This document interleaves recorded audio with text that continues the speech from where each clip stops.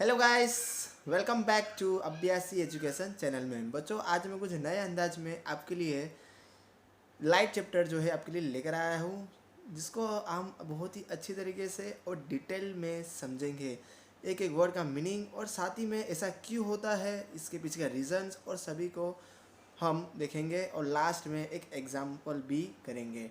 ठीक है बच्चों, तो सब कुछ होगा हमारे इस वीडियो में। तो प्लीज़ वीडियो स्टार्ट होने से पहले सबसे पहले आप क्या कीजिए, लाइक कीजिए और शेयर कीजिए। ये दोनों करना बच्चों बहुत ही ज़्यादा ज़रूरी है, जिससे हमें क्या होता है कि हमें भी कुछ मोटिवेशन मिलता है और हमें भी नए नए वीडियो बनाने में आसानी रहती है। ठीक है बच्चों, तो सबसे पहले अब हम आगे देखते हैं।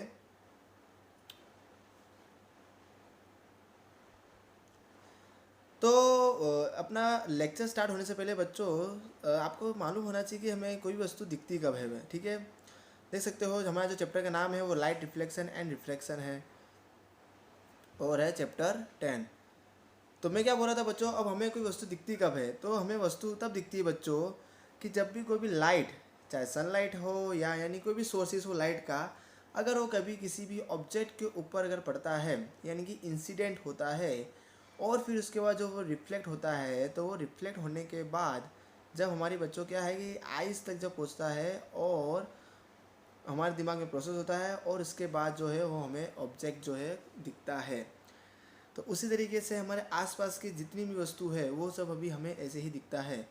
और रात को क्यों नहीं दिखता है बच्चों, तो उसका भी रीज़न यही है कि रात को कोई भी लाइट जो है वो रिफ्लेक्ट होकर हमारे आइज़ तक पहुंचती नहीं है, और इसके लिए हम लोग क्या करते हैं, आर्टिफिशियल लाइट का यूज़ करते हैं। ठीक है, तो इतना क्लियर होता है कि हमें कोई वस्तु दिखती कब है। तो दिखने के लिए क्या होना चाहिए, एक सोर्सेस होना चाहिए लाइट का, और ये जो एक सोर्सेज होना चाहिए और साथ में वो रिफ्लेक्ट होकर हमारे आइज़ तक पहुंचना चाहिए। ये दो वस्तु होना ज़रूरी है। ठीक है बच्चों, उसी तरीके से देखो यहाँ पे कुछ नेचुरली हमारे कुछ बेहतरीन जो क्या है कि इमेजेस है जो हमें विजिबल होते हैं। एक रेनबो है और स्टार है, ये आप सभी ने देखा ही होगा। अब समझते हैं कि व्हाट इज़ लाइट। देखो लाइट क्या है, तो लाइट और visible light is the electromagnetic radiation with in the portion of the electromagnetic spectrum that can be perceive by the human आई। तो ये क्या कह रहा है, इसका कहने का मतलब बच्चों ये है कि लाइट कुछ नहीं है बच्चों, वो सिर्फ और सिर्फ क्या है, एक प्रकार का इलेक्ट्रोमैग्नेटिक स्पेक्ट्रम है जो हमें सिर्फ और सिर्फ 400 नैनोमीटर से लेके 400 नैनोमीटर से लेके बच्चों 700 नैनोमीटर तक जो है हमें विजिबल होता है। ठीक है, आप यहाँ पे देख सकते हो, यहाँ पे लिखा हुआ है ये विजिबल लाइट है, और इतना हमारा जो नैनोमीटर है, इतने ही नैनोमीटर में हमें कोई भी लाइट जो होती है ना बच्चों वो विजिबल होती है। तो इस तरीके से आपको याद रखना है। अगर 1 मार्क MCQ में पूछता है तो आपको क्लियरली लिखना है कि क्या है कि इलेक्ट्रोमैग्नेटिक रेडिएशन है। कोई कोई इसको पार्टिकल्स भी बोलते हैं। ठीक है, अब आगे देखते हैं प्रोपेगेशन ऑफ लाइट। तो अब प्रोपेगेशन ऑफ लाइट यानी कि जब भी अगर कोई लाइट है अगर किसी भी ऑब्जेक्ट के ऊपर पड़ती है तो तीन वस्तु होती है, या तो क्या हो जाएगा, एब्जॉर्ब हो जाएगा, या तो रिफ्लेक्शन हो जाएगा, या तो रिफ्रैक्शन हो जाएगा। तो यहाँ पे देखो मैंने इसी के प्रमाण से यहाँ पे एग्जांपल्स भी रखे हुए हैं। यहाँ पे सबसे फर्स्ट एग्जांपल में आप देख सकते हो कि जो लाइट सोर्स है वहाँ से क्या हो रहा है, रिफ्लेक्ट हो रहा है और हमें ट्री विजिबल हो रहा है। ये जो वुडन है, वुडन के अंदर क्या होता है, लाइट जो होता है वो एब्जॉर्ब हो जाता है। और लास्ट में जो आप देखोगे उसके अंदर क्या हो रहा है कि रिफ्रैक्शन हो रहा है, इसलिए जो हमारा जो रियल पोजीशन है वो यहाँ पे शो नहीं हो रहा है। ठीक है, इतना क्लियर हुआ। अब सबसे पहले हम समझते हैं क्या कि रिफ्लेक्शन किसे बोलते हैं, किसे हम यहाँ पे रिफ्लेक्शन बोलते हैं। तो what is reflection, the phenomena where the incident light falling on surface and is sent back to the same medium is known as a reflection. तो यहाँ पे बच्चों, यहाँ पे जो मेन जो थिंग्स आपको याद रखनी है वो ये है कि रिफ्लेक्शन के अंदर क्या होता है कि जब इंसिडेंट रे और रिफ्लेक्टेड रे दोनों क्या होते हैं कि सेम मीडियम में होते हैं, सेम मीडियम में होते हैं। तो ये आपको यहाँ पे खास याद रखना है। ठीक है, आप यहाँ पे देख सकते हो रे भी एक मीडियम में आ रहा है और रिफ्लेक्टेड रे भी एक ही मीडियम में आ रहा है। तो रिफ्लेक्शन अगर आपको मालूम पड़ गया है तो हमें लॉ भी मालूम होना चाहिए। लॉस ऑफ रिफ्लेक्शन हमने पढ़ा हुआ है, लेकिन फिर से एक बार हम क्या करते हैं, इसको क्विक रिवीजन कर लेते हैं। तो सबसे पहला जो लॉ ये कहता है बच्चों कि जो एंगल ऑफ इंसिडेंस होता है वो is equal to angle of reflection होता है। ये आप सभी को मालूम है, 8th स्टैंडर्ड में भी आ गया है, 9th में भी आ गया है, और 10th में तो क्या है, इसका हम क्विक रिवीजन कर रहे हैं, ठीक है। The incident ray and the normal to the mirror at the point of incidence and the reflected ray all the lie in the same plane. और सेकंड जो हमें वो क्या बोल रहा है कि जो इंसिडेंट रे है, जैसे कि अगर मान लो ये हमारा मिरर है, तो यहाँ पे ये जो इंसिडेंट रे है और साथ में ये जो रिफ्लेक्टेड रे है और साथ में ये जो नॉर्मल बन रहा है बच्चों, तो ये अगर ये सभी क्या है कि एक ही प्लेन में है, ये सभी क्या हो बच्चों, एक ही अगर प्लेन में हो तो उसको बोलते हैं हम लोग, हाँ, तो ये क्या होता है बच्चों, हमारा सेकेंड लॉ हो जाता है। और फर्स्ट लॉ क्या है कि इसके बीच का जो एंगल है और इसके बीच का जो एंगल है वो क्या होते हैं, दोनों सेम होता है, ठीक है। क्लियर हो गया लॉस और रिफ्लेक्शन, आपको नहीं याद है तो फिर से यहाँ पे क्विक रिवीजन हो गया है। ये सब बहुत ही छोटी छोटी चीज़ है लेकिन बहुत ही ज़्यादा इंपॉर्टेंट है। अब यहाँ से हमारा जो बच्चों स्टार्ट होता है स्फेरिकल मिरर। अब स्फेरिकल मिरर के भी दो टाइप्स होते हैं, एक होता है बच्चों कॉनकेव मिरर और एक होता है कॉन्वेक्स मिरर। लेकिन बच्चों यहाँ आपको मालूम होना चाहिए ना कि कॉनकेव मिरर और कॉन्वेक्स मिरर बनता कैसे है। तो यहाँ पे आपको बता दूँ, ये एक्चुअली में बनता कैसे है बच्चों कि जब अगर हमारा कोई भी होलो स्फेयर होता है ना, उसको जो हम क्या करते हैं कि यहाँ से मान लो हमने कट कर दिया, तो इसको अगर कट करते हैं तो ये जो पोर्शन बनता है ना बच्चों, तो यही हमें यहाँ पे विजिबल हो रहा है, और इसको हम बोलते हैं हम लोग अपना कॉन्वेक्स मिरर, जिसमें जो रिफ्लेक्टिंग सरफेस है वो आउटर साइड है, देख रहे हो आप, ये आउटर साइड है जो है इसकी रिफ्लेक्टिंग सरफेस है। और कॉनकेव मिरर के अंदर यहाँ पे आप देख सकते हो कि ये हमारा क्या है कि इनर साइड है, वो क्या होता है, हमारा रिफ्लेक्टिंग सरफेस होता है। तो यहाँ पे इसके डेफिनेशन में आप देख सकते हो कि mirror whose polish and reflecting surface is a part of hollow sphere, लिखा है कि नहीं लिखा है बच्चों, तो होलोस्फेयर का ही पार्ट होता है हमारा स्फेरिकल मिरर। क्लियर है। चलो अब हमारे नेक्स्ट आता है कॉन्वेक्स मिरर, थोड़ा डिटेल में समझते हैं। तो convex mirror is a spherical mirror whose reflecting surface is away from the centre of the sphere of which the mirror is part. अब यहाँ पे क्या बोल रहा है, चलो इसे समझते हैं। जैसे मैंने अभी आपको लास्ट स्लाइड में बताया कि एक होलो स्फेयर है, जब हम उसको क्या करते हैं, बीच में से इसको कट करते हैं तो क्या बनता है, कुछ इस टाइप का शेप बाहर आएगा। अगर मैं इसको यहाँ से अगर मैं इसको कट करूँगा तो कुछ इस टाइप का दिखेगा। और ये मान लो अगर हमारे एक आउटर सरफेस है जो रिफ्लेक्टिंग सरफेस है, ठीक है। लेकिन इसका सेंटर कहाँ होगा बच्चों, ये होलो स्फेयर जो है इसका सेंटर तो बीच में होगा। तो अगर इसका सेंटर बीच में है तो यहाँ पे भी अगर मैं इसको कट किया है तो इसका सेंटर कहाँ पे आएगा, यहाँ पे आएगा बच्चों, ठीक है। ये आपके ये क्या हो गया, हमारा रिफ्लेक्टिंग सरफेस हो गया। तो इसलिए यहाँ पे क्या बोल रहा है, कॉन्वेक्स मिरर्स किसे बोलेंगे कि जिसका reflecting surface is away from the centre of the sphere, यानी कि सेंटर से क्या होगा, रिफ्लेक्टिंग सरफेस क्या होगा कि अवे होगा, तो उसको हम बोलेंगे कॉन्वेक्स मिरर। नेक्स्ट मिरर आता है कॉनकेव मिरर। अब कॉनकेव मिरर में भी क्या होता है बच्चों, कॉनकेव मिरर के अंदर जो हमारा रिफ्लेक्टिंग सरफेस होता है वो बच्चों कौन सा होता है, इनर साइड वाला होता है। इनर साइड वाला जो होता है बच्चों वो हमारा क्या होता है कि रिफ्लेक्टिंग सरफेस होता है। तो इसका सेंटर अगर मैं इसका अगर स्पेयर बना दूँ होलो स्पेयर, तो सेंटर कहाँ पे, यहाँ पे आएगा। इसलिए बच्चों यहाँ पे ऐसा बोला जाता है कि concave mirror is a spherical mirror whose reflecting surface is towards the centre of the sphere, यानी कि जो रिफ्लेक्टिंग सरफेस है वो सेंटर के क्या होगा, टावर्स होगा, ठीक है। क्लियर है। आपको देखो यहाँ पे मैं एक शॉर्टकट बताता हूँ बच्चों, आपको कॉन्वेक्स और कॉन्वेक्स के में अगर डाउट होता है तो सिंपल आपको इतना याद रखना है कि कॉनकेव, यानी देखो क्या मैंने बोल रहा हूँ यहाँ पे कॉनकेव, तो जिसमें क्या बनता हो, केव बनता हो। केव यानी किसको बोलते हैं, जिसमें गुफा, गुफा को बोलते हैं ना बच्चों। तो जिसमें क्या बनता हो, गुफा बनता हो और उसके अंदर रिफ्लेक्टिंग सरफेस अंदर साइड हो, तो उसको बोलते हैं कॉन्केव मिरर, ठीक है बच्चों। बहुत ही इजीली यहाँ पे आप डिफ्रेंशिएट कर सकते हो। नेक्स्ट आता है अब हमारा फिजिकल टर्म्स। अब हमें मालूम पड़ेगा कि मिरर कौन कौन से होते हैं। अब हमें यहाँ पे फिजिकल टर्म्स को भी समझना है। जैसे देखो सबसे पहला है सेंटर ऑफ कर्वेचर। अब सेंटर ऑफ कर्वेचर किसको बोलते हैं, जैसे मैंने अभी आपको बताया कि अगर ये होलो स्फेयर है तो उसका क्या होगा, सेंटर होगा। अगर आप कोई भी मान लो बच्चों, अगर कोई भी आप रेडियस बनाते हो तो उसका सेंटर होता है कि नहीं होता बच्चों, तो जो ये सेंटर होता है इसी को हम लोग यहाँ क्या बोलते हैं, सेंटर ऑफ कर्वेचर बोलते हैं। क्लियर है। और जिसको हम किससे डिनोट करते हैं, लेटर सी से डिनोट करते हैं। नेक्स्ट जो आता है बच्चों वो आता है हमारा रेडियस ऑफ कर्वेचर। अब रेडियस ऑफ कर्वेचर कुछ नहीं है, जैसे कि अगर ये हमारा होलोस्फीयर दिख रहा है आपको, ये जो होलोस्फीयर है, अब इसका सेंटर से इसके जो रेडियस बनता है इसी को तो बोलते हैं रेडियस ऑफ कर्वेचर।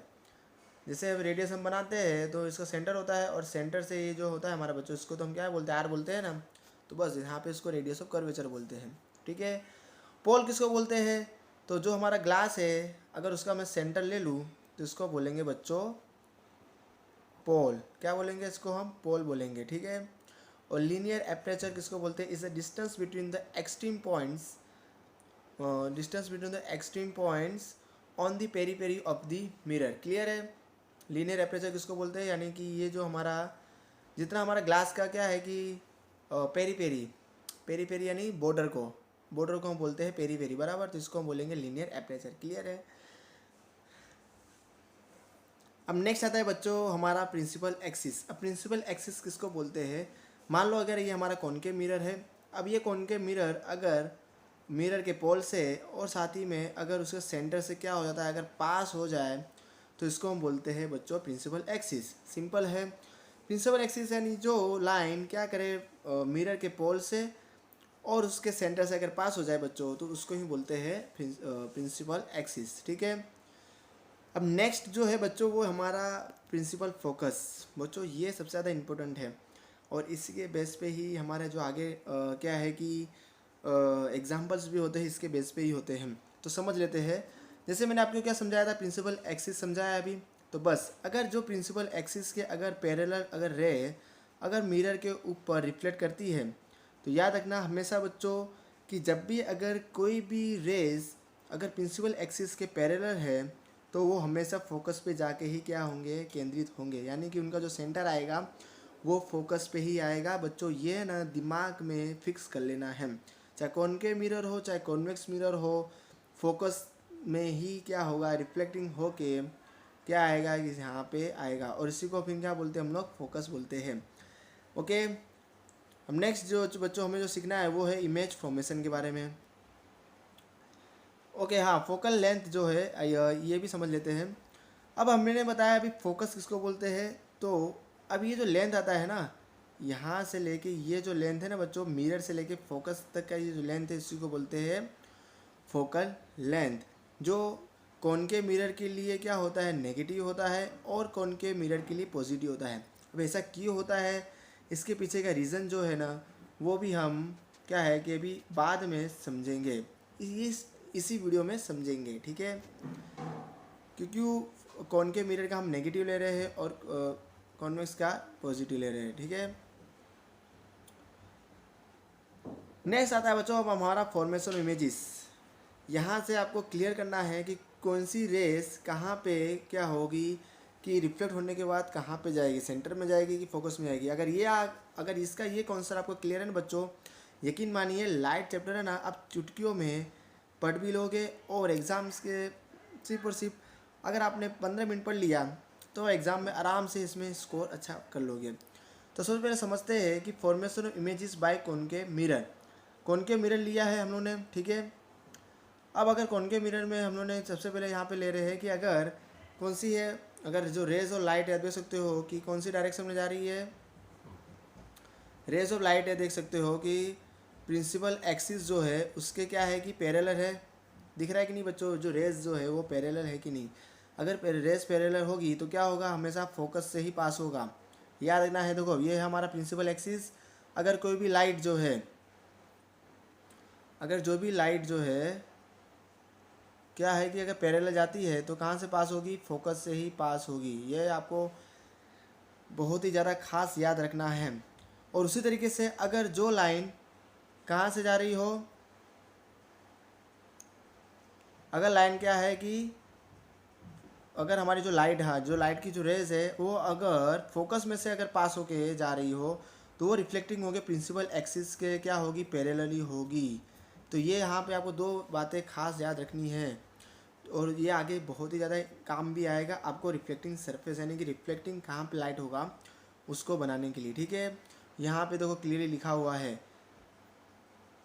अब देखते हैं आगे। Formation images bye concave mirror है। अब ये जो नेक्स्ट जो है वो उसमें क्या है कि अगर जब रेज ऑफ लाइट जो है अगर सेंटर ऑफ कर्वेचर से क्या होती है, पास होती है। सेंटर ऑफ कर्वेचर से अगर जो भी कोई भी अगर रेज अगर पास होगी नहीं बच्चों, तो वो रिफ्लेक्टिंग होकर वापस क्या होगा कि सेंटर में से ही क्या होगा कि पास होगा। जैसे मान लो एक कॉनकेव मिरर है, ये हमारा प्रिंसिपल एक्सिस है, ठीक है, और ये हमारा सेंटर है। तो अगर यहाँ से अगर कोई भी लाइट अगर क्या होता है इंसिडेंट होती है, तो वो वापस पीछे क्या होगी, अपने ही डायरेक्शन में वापस जाएगी, ठीक है।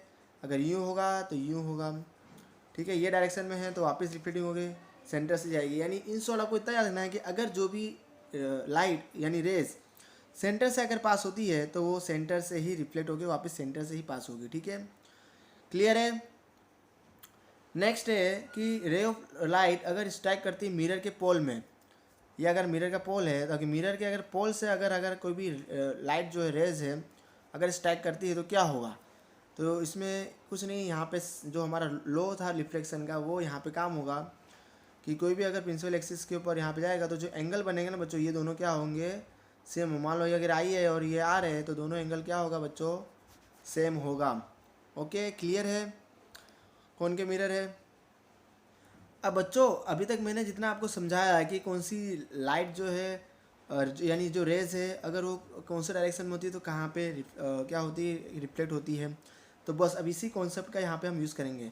सबसे पहले आप देख सकते हो कि अगर इन्फिनिटी पे है, अगर हमारा लाइट रेज कहाँ पे है, इन्फिनिटी पे है, तो क्या होगा कि फोकस में क्या होता है, हमें इमेज उसकी फोकस में मिलती है। और नेचुरल इमेज कैसा होता है, रियल होता है, इन्वर्टेड होता है और डिमिनिश होता है। डिमिनिश यानी कि बहुत ही ज़्यादा छोटा। देख सकते हो ये रहा इसका यहाँ पे फिगर भी मैंने यहाँ पे आपके लिए रखा हुआ, देख सकते हो। रेज ऑफ लाइट देखो क्या है कि अगर प्रिंसिपल एक्सिस के पैरेलल है तो क्या होगा बच्चों, फोकस में उसका रिफ्लेक्टर होगा, पढ़ा था कि नहीं। और देख सकते हो दोनों के दोनों जो लाइट है प्रिंसिपल एक्सिस के पैरेलल है, इसलिए फोकस में क्या हो रहा है, इसका क्या हो रहा है कि इमेज बन रहा है। सेकेंड है बियॉन्ड सी है। अगर position of object beyond C है तो क्या होगा कि उसका पोजीशन इमेज क्या है, between F and C, means focus और सेंटर के बीच में है। तो देख रहे हैं क्लियरली विजिबल हो रहा है आपको, एफ और सी के बीच में है। एक जो रेज ऑफ लाइट है वो देख सकते हो कि प्रिंसिपल एक्सिस के क्या है कि पैरेलल ही है, प्रिंसिपल एक्सिस के पैरेलल दिख रहा है बच्चों आपको, यहाँ पे दिख रहा है बच्चों आपको, प्रिंसिपल एक्सिस के पैरेलल है। और जो सेकेंड लाइट है वो कैसी है,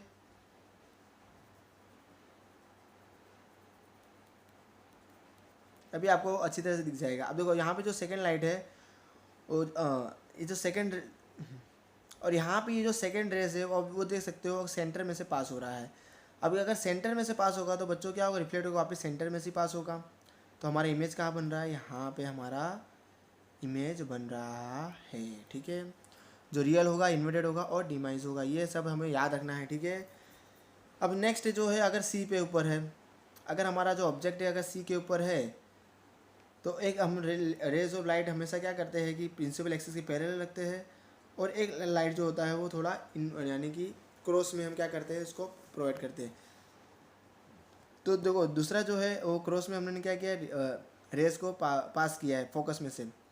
तो अब इसमें देखोगे कैसा होगा कि एट सी, यानी कि अगर जब भी अगर कोई भी ऑब्जेक्ट अगर सी पे है तो पोजीशन इमेज भी क्या होगा, सी पे ही होगा।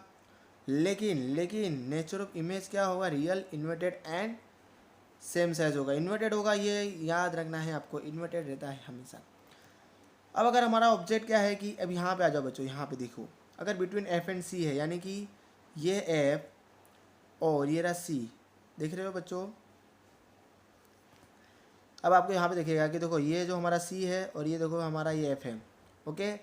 तो अगर जब भी अगर हमारा ऑब्जेक्ट बिटवीन एफ एंड सी होगा तो क्या होगा कि हमारा जो पोजीशन इमेज आएगा वो क्या आएगा, बियॉन्ड सी, यानी कि सी से दूर आएगा। लेकिन इस टाइम क्या हो जाएगा, रियल, इन्वर्टेड एंड एनलार्ज हो जाएगा, यानी कि हमारा जो इमेज आएगा वो थोड़ा बड़ा आएगा। देखो ऑब्जेक्ट तो छोटा ही था, देख सकते हो कि हमारा जो ऑब्जेक्ट था वो क्या था, कैसा था, छोटा ही था। लेकिन जो हमारा इमेज आया वो कैसा आया, बहुत ही बड़ा आया, ठीक है। अब यहाँ पे आप देख लो लास्ट है, अगर अब फोकस पे है, अब अगर हमारा फोकस पे है तो पोजीशन इमेज कैसा है, इन्फिनिटी पे है, ठीक है। और यहाँ पे हाईली एनलार्ज हो जाता है। वही कॉन्सेप्ट सब में भी लगेगा बच्चों। अब यहाँ पे आप जैसे पूरा उल्टा हो गया है। देखो जब अगर इन्फिनिटी में अगर ऑब्जेक्ट था तो हमारा जो इमेज था वो फोकस में मिल रहा था। अब अगर आप फोकस में क्या है कि अगर हमारा ऑब्जेक्ट है तो इन्फिनिटी में क्या होता है कि हमें इमेज मिलता है। क्लियर है। उसी तरीके से देखो बच्चों, अब image formation by a convex mirror, same concept लगता है बच्चों। जैसे कि अगर इन्फिनिटी में अगर हमारा ऑब्जेक्ट है कोई भी, इन्फिनिटी में अगर हमारा कोई भी ऑब्जेक्ट है तो अगर कॉन्वेक्स मिरर में अगर रिफ्लेक्ट होगा तो फोकस में ही हमेशा क्या हो जाएगा कि एट फोकस में ही आएगा। ये आपको हमेशा याद रखना है। क्यों? क्योंकि यहाँ पे जो लाइट दिख रही है पैरेलल है। अगर पैरेलल लाइट होती है तो क्या होगा, रेज जो होगा वो रिफ्लेक्ट होने के बाद फोकस में ही क्या होगा, फोकस से ही पास होगा। क्लियर है। उसी तरीके अगर बिटवीन इन्फिनिटी एंड पी है, देख सकते हो यहाँ पे सेकेंड ऑप्शन, तो बिहाइंड द मिरर आएगा पी एंड एफ के बीच में और डिमिनिश रहेगा बराबर। हाईली डिमिनिश रहता है यहाँ, और यहाँ पे क्या होता है, डिमिनिश रहता है बराबर। हाईली डिमिनिश यानी कि बहुत ही ज़्यादा छोटा होता है। अब यहाँ पे जो डिफरेंस आता है बच्चों हमारा कॉन्वेक्स मिरर और कॉनकेव मिरर के बीच में। कॉन्वेक्स मिरर क्या होता है कि ऐसा मिरर है जिसका जो सेंटर जो होता है मिरर के अपार्ट होता है, जो हमने पढ़ा था। कॉनकेव मिरर के अंदर क्या होता है, जिसका सेंटर जो होता है मिरर के दूर नहीं होता, centre of the sphere of this mirror is apart. Okay, reflecting surface जो होता है ना वो दूर होता है। Convex mirror is also known as a diverging mirror. क्यों? क्योंकि इसके अंदर जो मिरर जो रिफ्लेक्ट करता है ना वो क्या करता है, जैसे यहाँ पे रेज ऑफ लाइट आया तो क्या करता है, डाइवर्ज कर देता है पूरा लाइट को, क्या करता है डाइवर्ज कर देता है। और ये क्या करता है, कन्वर्जिंग करता है कॉनकेव मिरर। इसमें जो भी रिफ्लेक्टिंग होगा क्या होगा बच्चों, कॉन्वर्ज होगा, यानी कि सब क्या होगा, सेंटर के पास में ही आएंगे। ये जो यहाँ पे शेप बता दिया है हमारे कॉन्वेक्स और कॉनकेव का, ठीक है। Convex mirror is always form real inverted and diminish image. ये यहाँ पे इंपॉर्टेंट याद रखना है। डिफरेंस के लिए आपको ये इंपॉर्टेंट याद होना चाहिए कि convex mirror always form real inverted and diminish image. इसके जगह पे कॉनकेव मिरर जो होता है वो डिफरेंट टाइप्स ऑफ इमेज करता, डिपेंड करता है पोजीशन ऑफ द ऑब्जेक्ट में। जो हम लोगों ने देखा डिटेल में, अगर इन्फिनिटी में है तो अलग है, बियॉन्ड सी है अलग है, सी पे है तो अलग है, फोकस पे है तो भी इसका जो इमेज है वो अलग है। ठीक है, तो इस तरीके से अलग अलग होता है। यूजेस की अगर बात करते हैं बच्चों कॉन्वेक्स एंड कॉनकेव मिरर की, तो कॉनकेव मिरर जो होता है वो बच्चों कहाँ यूज़ होता है, तो जहाँ जहाँ फ्लैश लाइट हो गया, टेलीस्कोप हो गया, कॉस्मेटिक मिरर हो गया, हेडलाइट ऑफ कार हो गया, यहाँ पे सब जगह कॉनकेव मिरर होता है। क्यों?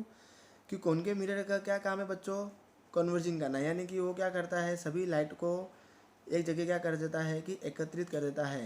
ये तो मालूम है ना बच्चों।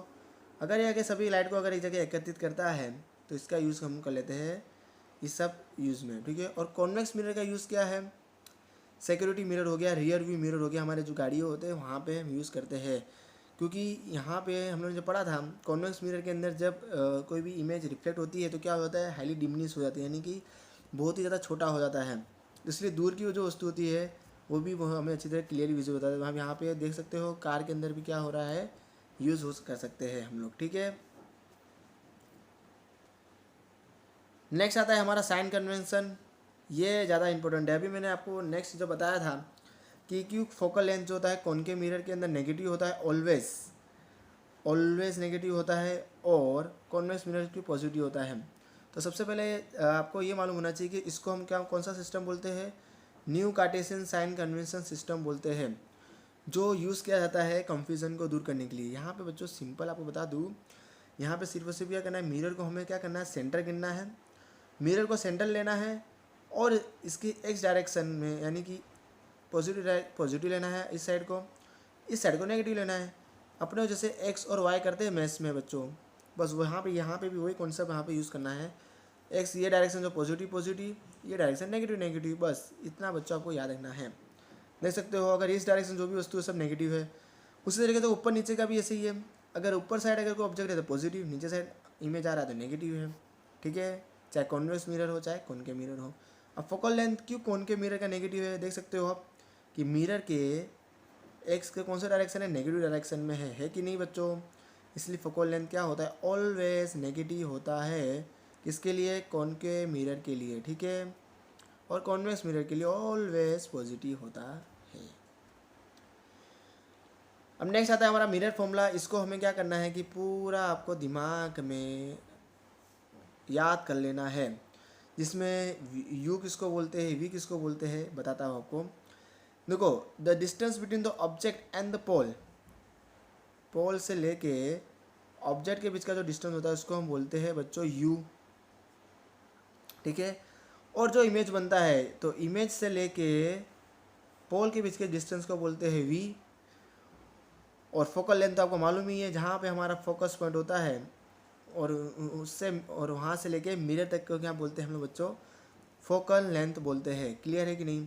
तो इसके लिए यहाँ पे क्या है कि ये हमारा फॉर्मूला बनता है। It is an equation relating object distance and image distance with the focal length is known as a mirror equation and it is also known as a mirror formula. अब ये इक्वेशन कहाँ से आया है बच्चों? अगर आपको ज़रूर इसको सीखना है तो मैं इसके लिए भी आपको वीडियो ला दूंगा कि क्यों यही इक्वेशन आया है, क्यों हम यही इक्वेशन यूज़ करते हैं। तो ये सब अगर आपको डिटेल में समझना है तो प्लीज़ कमेंट करना, और नहीं तो मैं आपके लिए वीडियो जल्द ही ला दूंगा कि क्यों यही हम फॉर्मूला को यूज़ करते हैं, ठीक है। अब आता है बच्चों हमारा मैग्नीफिकेशन। अब magnification produce by a spherical mirror gives the relative extent to which the image of object is magnified with respect to object size. देखो, हम मैग्नीफिकेशन क्यों कर रहे हैं? मैग्नीफिकेशन हम करते हैं बच्चों सिर्फ और सिर्फ मैग्नीफाइड करने के लिए। इसका भी एक फॉर्मूला है, देखो ये रहा कि height of image upon height of object. अगर ये रेशियो अगर लेते हो तो उसको हम बोलते हैं मैग्नीफिकेशन, ठीक है। तो negative sign in the value of the magnification indicate करता है कि देयर इमेज इज रियल। क्यों ऐसा? यहाँ पे ऐसा मैं क्यों बोल रहा हूँ कि नेगेटिव साइन जो है वो इंडिकेट करेगा कि इमेज इज़ रियल?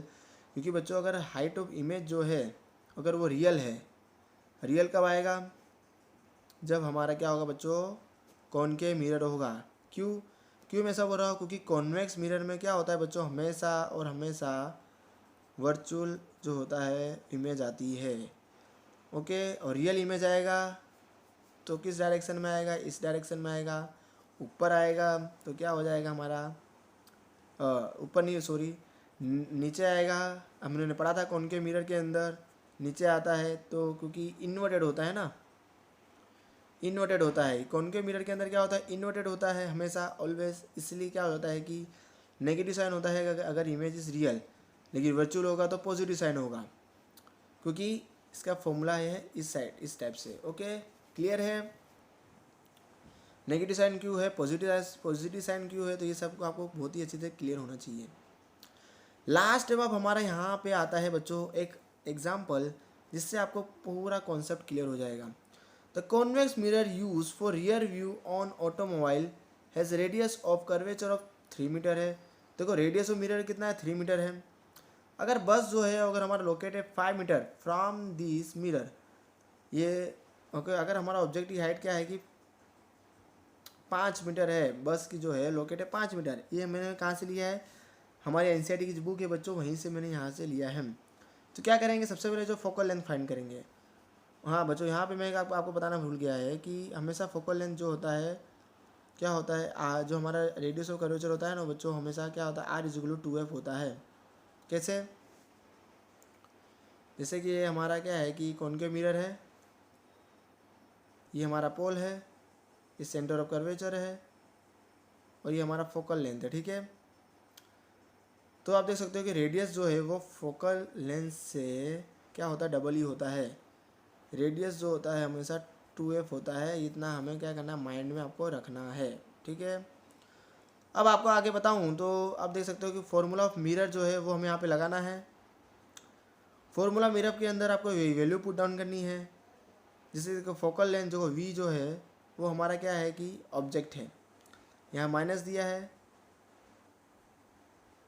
तो यहाँ पे माइनस लिखा हुआ है, और ये 1.5 क्या है बच्चों, हमारा फोकल लेंथ है। हमें यहाँ पे क्या फाइंड करना है, position of image and nature and size of the image find करना है कि नहीं करना। तो बस इसी बेस पे हम क्या करेंगे, यहाँ पे आपको बता रहे हैं वैल्यू यहाँ पुट डाउन करनी है, आपको आंसर आ जाएगा 1.15 metre. Image is 1.1 metre back of the mirror है, बहुत ही ज़्यादा ईजी है, कुछ इतना हार्ड है नहीं। The image is virtual erect and smaller in size. ये आपको बुक में दिया हुआ है, टेंशन मत लेना, इसमें ज़्यादा कुछ ना हार्ड है नहीं। अगर आपको पिछला कॉन्सेप्ट सब क्लियर हो गया है तो ये आपको क्लियर हो जाएगा। और चिंता मत कीजिए, हमारे टेलीग्राम चैनल जल्दी आने वाला है, जिसके अंदर हम ये जो PDF है वो क्या कर दूंगा बच्चों, आपके लिए अपलोड कर दूंगा। तो प्लीज़, तो यहाँ पे बच्चों हमारा सेशन कंप्लीट होता है। तो प्लीज़ जाने से पहले क्या है, ज़रूर सब्सक्राइब कीजिए चैनल को और लाइक करना भी मत भूलिए, जिससे हम क्या है कि इस तरीके से मैं आगे आपके लिए और नए नए वीडियो लाता रहूँगा। डिटेल में पढ़ेंगे बच्चों, ठीक है। तो मिलते हैं नेक्स्ट वीडियो में, तब तक के लिए धन्यवाद।